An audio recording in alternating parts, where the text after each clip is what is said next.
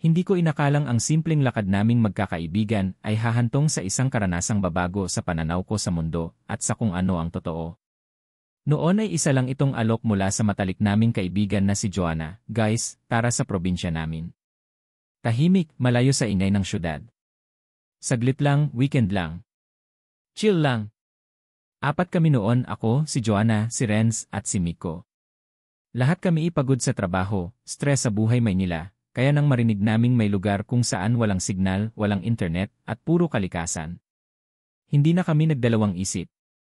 Ang baryong wala sa mapa ayon kay Joanna, ang baryo nila ay malapit sa bundok, pero wala raw ito sa Google Maps. Secret place, sabi pa niya. May kalsada, pero kailangan din daw naming maglakad ng kaunti. Ang pangalan? Hindi raw niya masabi sa amin agad. Surprise yan, tawa pa niya noon. Medyo nagtaka kami, pero dahil tiwala kami kay Joanna, pinabayaan na lang namin. Nagsimula ang biyahe naming Biyernes ng umaga. Nagbus kami, tapos sumakay ng tricycle, tapos naglakad paakyat sa parang. Unang babala, habang paakyat kami sa isang makitid na daan, nakasalubong namin ang isang matandang lalaki na may hawak na bulok. Napahinto siya at tinignan kami isa-isa. Ang tingin niya, para bang sinusuri kung sino kami. Papunta kayo sa taas, tanong niya. Opo, sa baryo po ni na Joanna, sagot ni Renz. Bigla siyang natahimik. Ngayong kabilugan ng buwan pa talaga. Nagkatinginan kami. Bakit po, tanong ko. Wala lang. Ingat na lang kayo, at dumiretso na siya sa nilalakaran niya. Isang panibagong mundo pagdating namin sa baryo, isang lugar na tila naiwan sa panahon, nagulat kami. Walang kuryente. Kerosene lamp lang ang ilaw. May ilang bahay na yari sa kahoy at pawid. Tahimik. Walang dumaraan. Walang ingay. May mga tumingin sa amin, mga matandang babae, batang tila hindi pa nakakita ng bagong tao, at ilang lalaking parang hindi masaya sa pagdating namin. Pero walang bumati. Ganyan talaga rito. Sanay sila sa katahimikan, paliwanag ni Joanna. May ibang pakiramdam noong gabing iyon, sa bahay ng lola ni Joanna kami natulog. Sa kwento raw, minsan lang silang nagkakabisita. Nakahain ng pagkain, ginataang suso, tinolang manok at kanin. Pero napansin naming walang asin. Walang lasa. Pero kumakain pa rin ang lola ni Joanna na parabang sobrang sarap ng pagkain. Pagkatapos kumain, tinanong namin si Joanna, bakit parang kakaiba rito? Normal lang yan. Hindi lang kayo sanay, sagot niya. Pero habang natutulog na kami sa sahig na may banig, may naririnig akong kaluskos. Parang may naglalakad sa labas. Pero nang silipin ko, wala namang tao. Kakaibang panaginip tumambad sa akin ang isang panaginip, isang daan na puno ng dugo, at isang baryong lumulubog sa lupa. May mga sigaw. May umiiyak. At may isang matandang babae na sinabing, hindi kayo dapat naririto, pagkagising ko, pawis na pawis ako. Tahimik ang paligid. Pero narinig ko si Miko, pare, na panaginipan ko. May lola na nagsabi na hindi tayo ligtas dito. Nanlamig ako. Ako rin, bulong ko. Alanganing tiwala nagsimula na akong magduda. Si Joanna, tila hindi siya kagaya ng dati. Tahimik na, laging wala sa tabi namin, at kapag tinatanong namin tungkol sa baryo, palaging nag-iba ng usapan. At heto pa, wala siyang cellphone. Pati si lola niya. Pati buong baryo. Kahit isang charger, wala. Tila hindi uso sa kanila ang teknolohiya.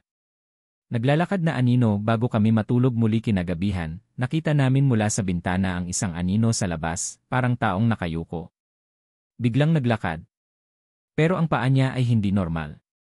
Para bang pabaligtad ang galaw. Biglang napalunok si Renz.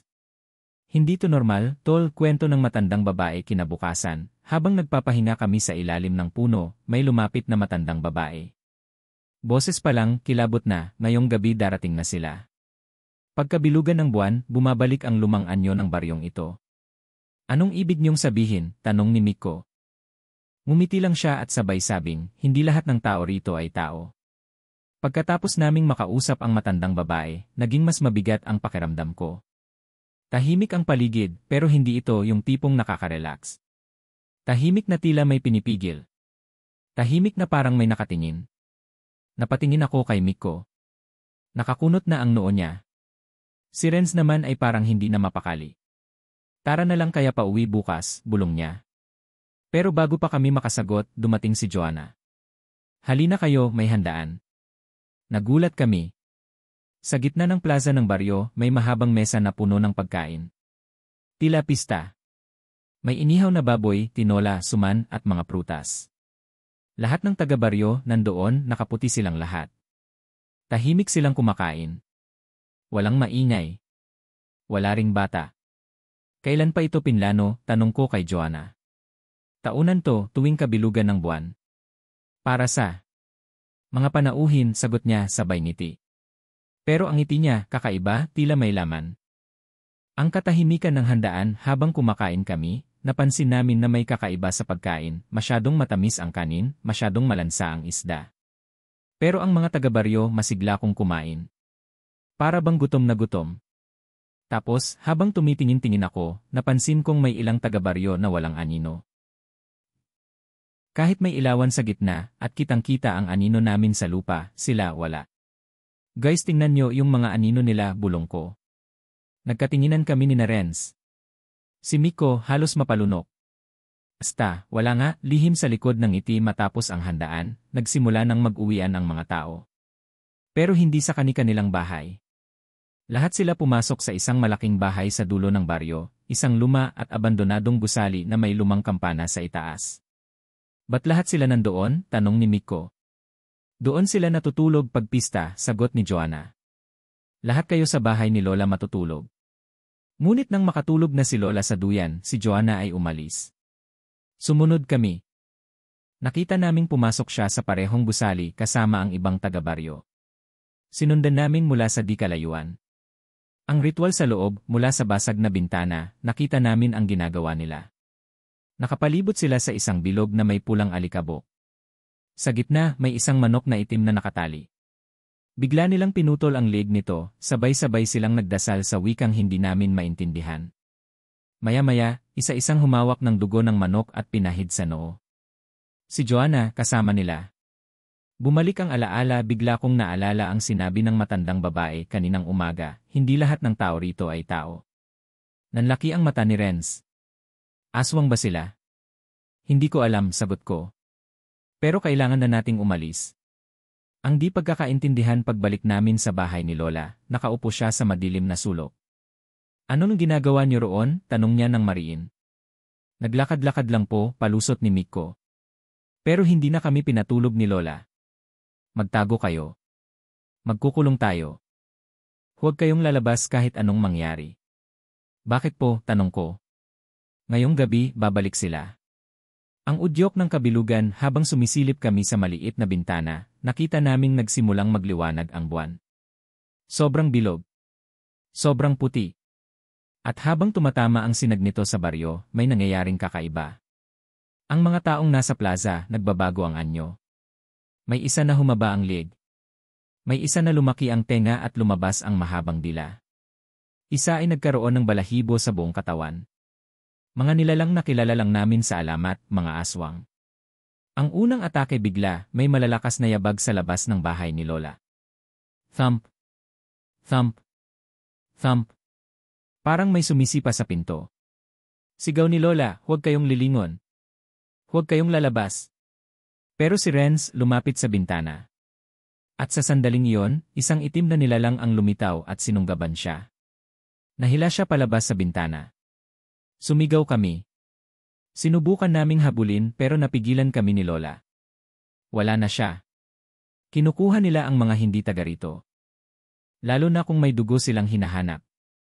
Ang panibagong katotohanan, anong ibig niyong sabihin, Lola? Tanong ko habang nanginginig. Tumitig siya sa amin. Hindi lang mga bisita ang hinahanap nila. May isa sa inyo na may dugong galing sa lahin yon. Pagkagising namin kinaumagahan, tahimik ang paligid. Para bang walang nangyari. Ang hangin ay malamig at tila mas makulimlim ang langit kaysa kahapon. Wala na si Renz. Para bang binura siya sa lugar na iyon, walang bakas, walang dugo, walang anumang palatandaan na may sumunggab sa kanya. Ang kakaibang katahimikan, Lola, sigurado po ba kayong kinuha siya? Tanong ko. Kapag may nawala sa gabi ng kabilugan, hindi na yon basta nawawala lang. Kinuha siya ng mga tao rito, ng mga nilalang na matagal nang naninirahan sa bayang ito. Hindi ito ordinaryong baryo. Tahimik lang si Miko. Hindi siya makatingin sa amin. Ang mga kamay niya ay nakahawak sa sarili, para bang nilalamig o natatakot. Ano yung ibig niyo pong sabihin kagabi? Tanong ko. Na may isa sa amin na may dugong ganon? Ang lihim ni Lola, tumayo si Lola at may kinuha sa ilalim ng kama. Isang lumang kahon na gawa sa kahoy. Binuksan niya iyon at inilabas ang isang lumang larawan, itim at puti. Nandoon ang isang babae na kamukhang kamukha ko. Siya ang lola mo sa ina.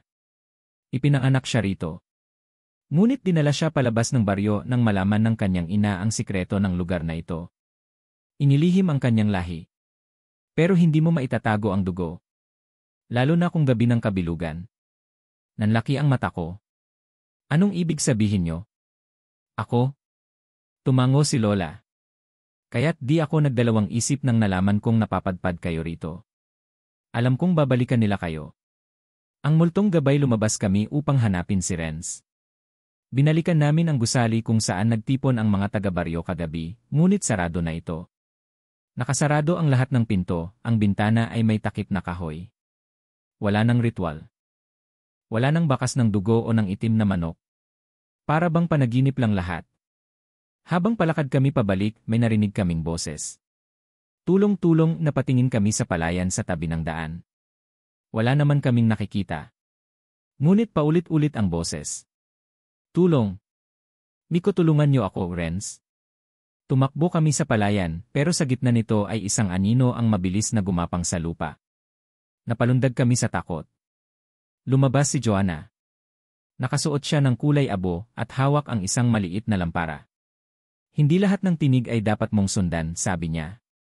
Minsan, ginagamit lang nila ang alaala ng mahal mo sa buhay para hilahin ka papunta sa dilim. Ang pag-amin ni Joanna, anong alam mo tungkol sa kanila? Tanong ko sa kanya. Lahat, sagot niya. Dito ako lumaki. Isa ako sa kanila. Nanlamig ako. Si Miko, muntik nang umatras. Pero hindi ko pinili ang lahi ko. Nilabanan ko ito. Hindi lahat ng may dugong aswang ay pumapatay. Ang iba sa amin nagtatago. Nagpapanggap. Umaasang hindi kami makikilala. Katulad mo. Naguluhan ako. Ako? Hindi ako may kapangyarihan ka, sagot niya. Kaya ka nilang naamoy. Kaya ka pinuntahan kagabi. Pero may magagawa ka pa. Kailangan lang nating mahanap si Renz bago maggabi. Ang halimaw ng ilalim, dinala kami ni Joanna sa isang lumang balon sa gilid ng gubat. Narinig ko ang sigaw niya kagabi rito. Isa ito sa mga lagusan kung saan dinadala ang mga nahuhuli nila. Sumilip kami sa balon, madilim, walang hangin, pero may narinig kaming mahinang pag-ungol. Nang bumaba kami gamit ang lumang lubid, dama agad ang bigat ng paligid. Ang amoy ay parang nabubulok na laman. Dumikit ang dilim sa balat at ang lamig ay parang humihigop ng lakas. Sa ilalim, may malaking silid na parang kuweba. Sa gitna nito, isang kulungan na gawa sa kalawangin na bakal. At sa loob, si Renz, buhay pa. Renz, sigaw namin. Pero bago kami makalapit, may narinig kaming pagkakaluskos. May halimaw. Isang nilalang na may matulis na ngipin, mahabang kuko, at balat na parang bato. Ito ang bantay ng silid. Isa itong tagapangalaga ng bilangguan ng mga aswang. Tumakbo si Joanna sa isang sulok at binato ng asin ang nilalang, napasigaw ito at umatras. Dali! Ilabas niyo si Renz, sigaw niya. Binuksan namin ang kulungan. Halos wala ng lakas si Renz pero buhay pa. Nang makalabas kami, tinabunan ni Joanna ng asin at abo ang daan para hindi kami masundan. Ngunit hindi doon nagtapos ang panganib. Sa paglabas namin sa balon, madilim na ang langit. Muling sisikat ang buwan. At ang mga nilalang ay muling gigising. Nang makarating kami sa itaas mula sa ilalim ng balon, halos sumambulat sa mukha namin ang malamig na simoy ng hangin. Ngunit hindi ito kagaya ng karaniwang hangin, ito ay mabigat, parang may dalang babala. Pagtingala namin sa langit, muling bilog na bilog ang buwan. Hindi pa tayo ligtas, bulong ni Joanna. Lalo pa tayong mapapansin ngayon. Naramdaman na nila ang paglapit mo sa katotohanan. Ang pag-usad ng dilim habang naglalakad kami pauwi, halos hindi namin marinig ang aming mga yabag. Ang paligid ay parang sumisipsip ng tunog. Parang ayaw ng baryo na marinig pa ang katotohanan. Si Renz ay halos wala ng lakas at inaalalayan namin siya ni Miko at Joanna. Nanginginig siya, hindi sa lamig kundi sa takot. May nakita ako ron sa ilalim, mahinang bulong ni Renz. Mga tao o dating tao. Nakaipit, nakakadena, sumisigaw pero walang boses. Parang hinuhubog. Napatingin sa kanya si Joanna. Hinuhubog para maging kasapi. O pagkain. Hindi tayo pwedeng manatili rito, sabi ko.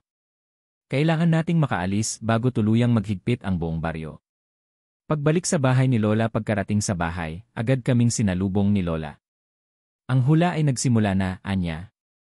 Kapag ang buwan ay 3 beses lumitaw ng bilog habang kayo'y narito, isa sa inyo ang magiging ganap na kagaya nila. Nanlaki ang mata ko.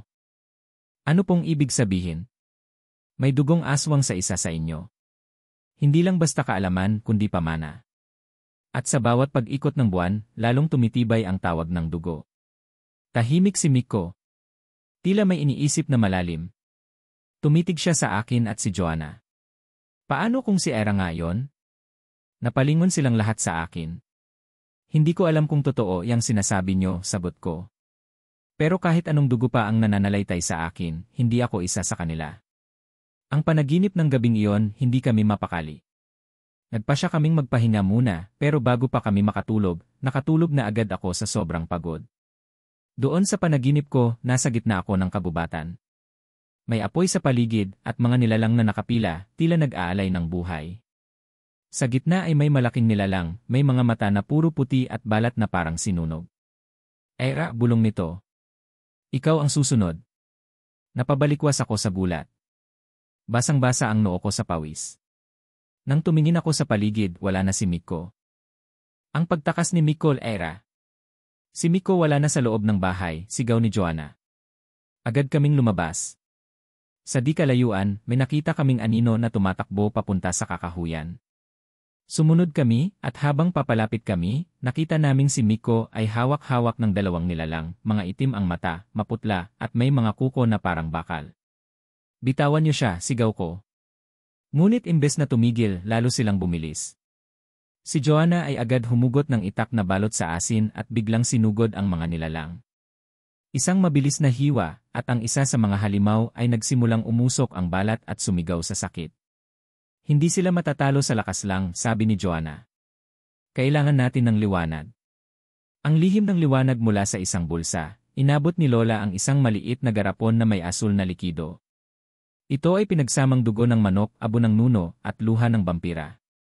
Liwanag laban sa kadiliman. Binuhos ni Joanna ang laman sa lupa. Sa isang iglap, isang malakas na liwanag ang pumutok mula sa lupa at pinatalsik ang mga nilalang. Nakalapit kami kay Miko. Nanginginig siya at halos mawalan ng malay. Bakit ka umalis? Tanong ko. May narinig akong boses si Mama raw tinatawag ako na miss ko siya, Ira. Akala ko totoo. Tumulo ang luha ko. Hindi na sila totoo. Ginagamit lang nila ang kahinaan natin para makuha tayo. Ang babala pagbalik namin sa bahay, isang balita ang dumating. Lumapit ang isang matanda sa pinto. Siya ay pamilyar kay Lola. Isinumpa na ang gabing ito. Isa sa inyo ang kailangang magsakripisyo. Kung hindi, buong baryo ang mawawala. Lumingon siya sa akin. O ang dugo mo ang pipili. Tapos na ang unang gabi ng pagtakbo. Pero nagsisimula pa lang ang tunay na laban. Pagkatapos ng gabing puno ng takot at habulan, nagpasya si Lola na ibunyag na sa wakas ang lihim ng baryo. Panahon na, anya habang naghahanda ng mainit na salabat. Kailangan niyong malaman ang punot dulo kung bakit hindi dapat nananatili ang mga kagayan niyo sa lugar na ito. Simula ng alamat ayon kay Lola, daan-daang taon na ang nakalipas, may isang baryo na tinatawag na Bayang Marikit. Payapa ito, may masaganang ani at mababait na tao. Ngunit isang araw, isang grupo ng mga banyagang manlalakbay ang dumaan. May dala silang kakaibang kagamitan at kaalaman tungkol sa mahika at kababalaghan. Isa sa kanila ay isang albularyong babae, si Aling Dama. Naging popular si Aling Dama sa mga taga-baryo, kwento ni Lola. Gumaling ang may sakit, nabuntis ang baog at umulan sa tagtuyot. Pero ang kapalit? Bawat pagpapagaling may kaluluwang sinusunog sa dilim. Habang lumalalim ang gabi, nagiging mas malamig ang simoy ng hangin. Kami naman ay tahimik lang na nakikinig. Si Miko ay nakayakap sa kumot, si Joanna ay matamang nakatingin kay Lola. Ang pagbubunyag ng kasamaan isang gabi, ayon sa kwento, ay nahuli si Aling Dama ng mga matandang tagapangalaga ng baryo habang isinasagawa ang ritual ng pag-aalay. May mga bata sa paligid na tila wala ng malay at pinaliligiran ng apoy. Tumakbo sila sa sumbungan ngunit huli na, nagsimula ng magbago ang anyo ng mga tao sa baryo. Unti-unting naging maputla ang balat nila, humaba ang mga kuko, at naging sensitibo sa araw. Ito na ang simula ng pagkakaroon ng lahing aswang sa bayang ito, ani Lola. Ang mga hindi naapektuhan ay nagsanib puwersa upang itaboy si Aling Dama. Ngunit bago siya mawala, isinumpa niya ang buong lugar. Ang sumpa ng buwan, babalik ang baryo tuwing kabilugan ng buwan, wika ni Aling Dama. At sa bawat paglitaw, makakahanap ako ng tagapagmana. Isa na karapat-dapat, dugong malinis, pusong may galit, at utak na handang tanggapin ang katotohanan. Napadayo kami sa baryo tuwing kabilugan ng buwan, mahinang bulong ko. Ibig sabihin, isa sa amin ang tinatawag. Nang mismong sumpa. Tumango si Lola. At hindi aksidente ang pagdating niyo rito. Isa sa inyo, dala-dala ang dugo ng ninuno ni Aling Dama. Ang lihim ni Lola, pero, Lola, tanong ni Joanna, bakit kayo narito pa rin kung alam nyo ang panganib? Napatingin sa labas si Lola. Dahil ako ang tagapangalaga ng hangganan. Ako ang natitirang buhay na anak ng mga tagapagtanggol ng bayang ito. Ang tungkulin ko ay siguraduhin na hindi ito muling masakop ng kadiliman. Pero mahina na ako ngayon at ang baryo'y mas lumalakas tuwing dumadami ang nakakapasok. Tumayo siya at pinakita sa amin ang isang lumang aklat. Punit-punit, may mga larawan ng nilalang at mga orasyon. Ito ang tanging kasulatan ng mga albularyo.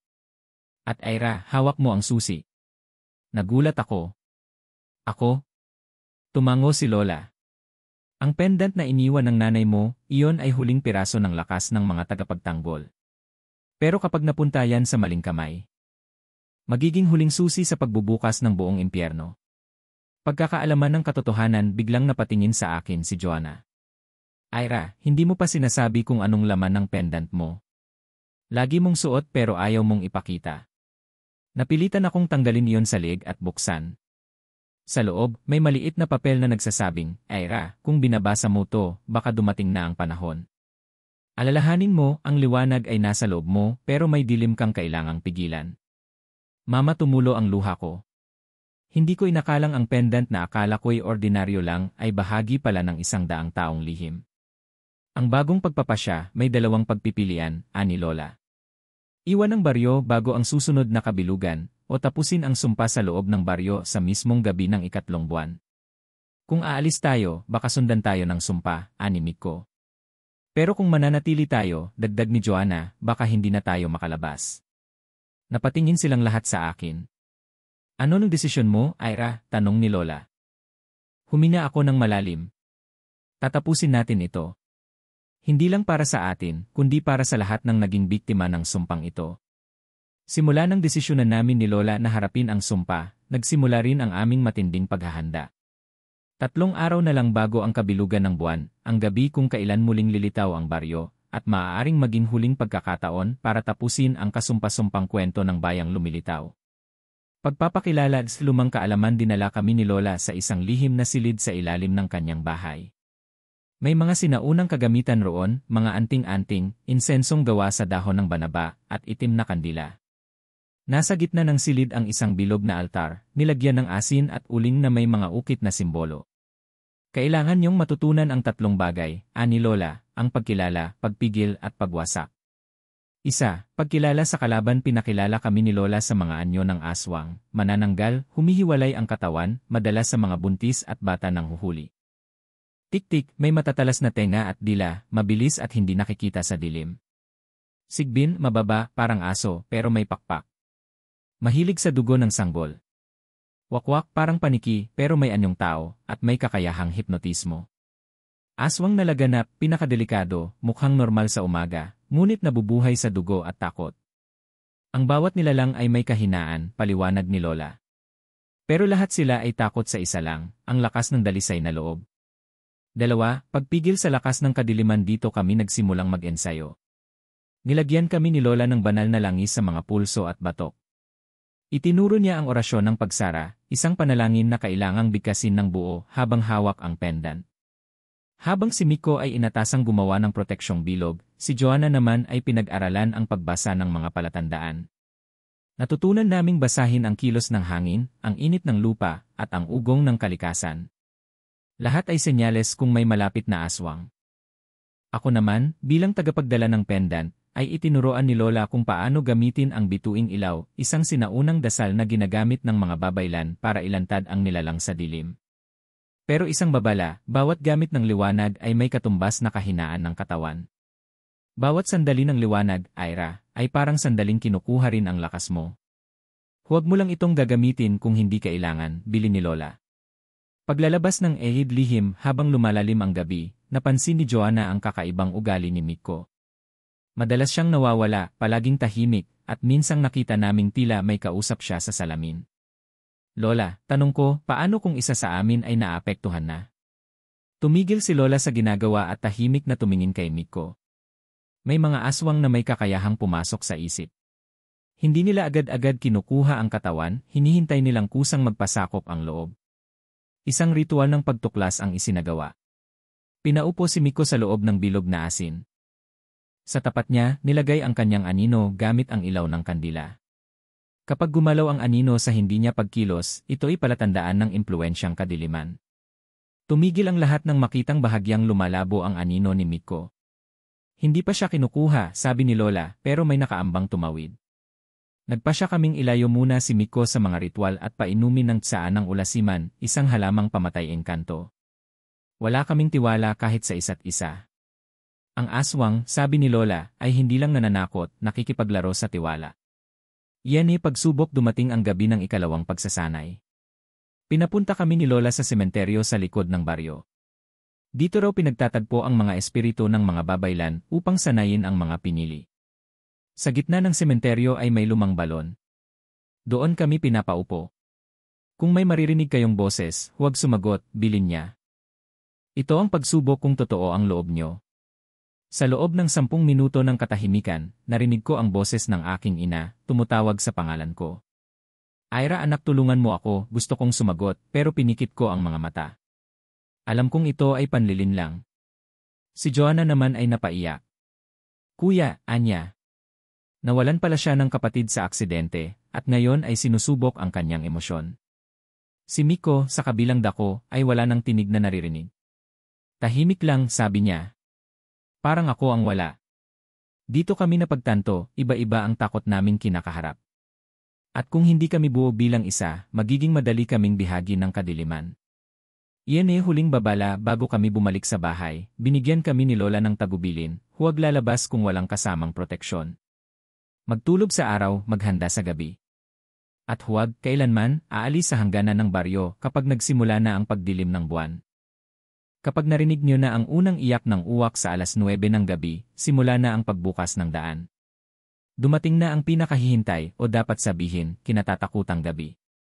Ang kabilugan ng buwan ay tila mas maliwanag kaysa sa mga nakaraang gabi, at may kakaibang lamig sa hangin na parang gumagapang sa buto. Pagbukas ng daan eksaktong 9:00 ng gabi, narinig namin ang unang iyak ng uwak. 1, 2, 3. Sa ikatlong ulit, sabay-sabay kaming napatigil. Tila may dumaan na malamig na anino sa aming likuran. Bumukas na ang daan, ani Lola. Simula ngayon, ang mundong ito at ang baryo ng mga nilimot ay muling magkaugnay. Mula sa likod ng lumang bahay, unti-unting sumingaw ang puting usok. Ang usok ay gumuhit sa lupa, tumatawid sa gubat, hanggang sa unti-unting lumitaw ang daan papunta sa baryong lumilitaw. Mula sa isang malalim at masukal na bahagi ng gubat, isang anyo ng baryo ang dahan-dahang sumusulpot, tila multo ng isang lumang panahon. Naglakad kami papunta roon, ako, si Joanna, si Miko, na ngayoy mas tahimik kaysa dati, at si Lola na may hawak na baston na may ilawan sa dulo. Pagpasok pa lang namin sa baryo, ibang-iba ang pakiramdam. Ang mga bahay ay parang mga multo rin, puti, luma, at walang anino. Walang tunog ang paligid, liban sa mahihinang ungol ng hangin at yapak ng kung sinong hindi nakikita. Iyan unang pag-atake habang nag-ikot kami, napansin naming tila may mga mata sa dilim. Hindi lang isa, kundi marami, nakasilip sa likod ng mga punong kahoy, sa ilalim ng mga bahay, sa bubong. Ngunit hindi sila lumalapit. Alam nila ang dala naming mga panangga. Hanggang sa bigla kaming nakarinig ng malakas na sigaw. Isa sa mga tauhan ni Lola, si Lando, na naunang ipinadala upang manmanan ang lugar, ay natagpuan naming sugatan at halos wala ng buhay. Bumalik sila pero iba na ngayon, mas malalakas, mas matatalino, garalgal niyang sabi bago tuluyang nalagutan ng hininga. Pagtingin namin sa kanyang katawan, nakita namin ang bakal na marka sa kanyang dibdib, isang hugis bituin na baliktad. Ayon kay Lola, simbolo iyon ng mga aswang na naglakbay sa labas ng baryo, mga nakalabas sa sumpa at nakapaghiganti sa labas ng mundo.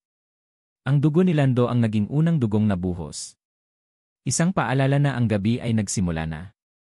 At hindi ito katulad ng mga nakaraan, mas mabangis ang mga nilalang ngayon. Yan yung hangin bulong habang isinasara namin ang katawan ni Lando, napansin ni Joanna ang kakaibang ihip ng hangin. May bulong na parang dumadaan sa tenga, hindi kayo makakaalis isa sa inyo, sa amin na Miko, na mula pa kanina'y tahimik, ay tila biglang natulala. Tumigil siya sa gitna ng daan at dahan-dahang ngumiti. Mali kayong lahat, bakit hindi niyo ako pinakinggan noon pa? Sabi niya sa malamig na boses. Ano nung sinasabi mo? Tanong ko, nanginginig. Hindi ako ang sumama sa dilim, sila ang sumama sa akin. Bigla siyang bumagsak sa lupa, nangingisay. Mula sa kanyang likuran ay tumubo ang itim na anyo, parang anino ng isang malaking uwak na may matutulis na kuko. Dumugo ang kanyang mga mata at bibig habang sumisigaw ng parang latang walang laman. Si Miko, sinaniban na, sigaw ni Lola. Lumayo kayo. Tinapik kami ni Lola sa balikat at itinulak papalayo habang binigkas ang isang ritual ng pagtaboy. Ngunit hindi ito sapat. Ang espiritu ay mabilis, lumipad sa taas ng mga puno at ilang sandali lang ay nawala sa dilim. Hindi na si Miko ang kasama natin, may isa na sa kanila, bulong ni Joanna. Iyan hakbang ng elid nila lang habang nagpapatuloy kami sa baryo, napansin naming dumarami ang mga tunog, hakbang sa bubong, kaluskos sa ilalim ng bahay, at pagaspas ng pakpak. Tila nilalaro kami. Ang mga aswang ay hindi sumusugod ng sabay-sabay. Gusto nila ng takot, ng paghihiwalay, ng kahinaan sa loob. Habang sinusundan namin ang sinaunang simbahan sa baryo, na pinaniniwala ang puso ng sumpa, may mga aninong nagsimulang lumitaw sa paligid, naglalakad, gumagapang, humahalik sa lupa. Magsindi na ng kandila, utos ni Lola. Itinayo namin ang 4 na itim na kandila sa bawat sulok ng simbahan, habang inaawit ni Lola ang orasyong panglaban. Ngunit bago pa man matapos ang huling salita, isang matinis na iyak ng bata ang narinig namin mula sa loob ng simbahan. Wala naman tayong kasamang bata, bulong ni Joanna, nanginginig. Ako man ay nanlamig. Lumingon ako sa simbahan at nakita kong nakabukas ang pinto. Sa loob, may munting batang babae na nakatayo nakangiti. Pero ang kanyang anino ay may pakpak.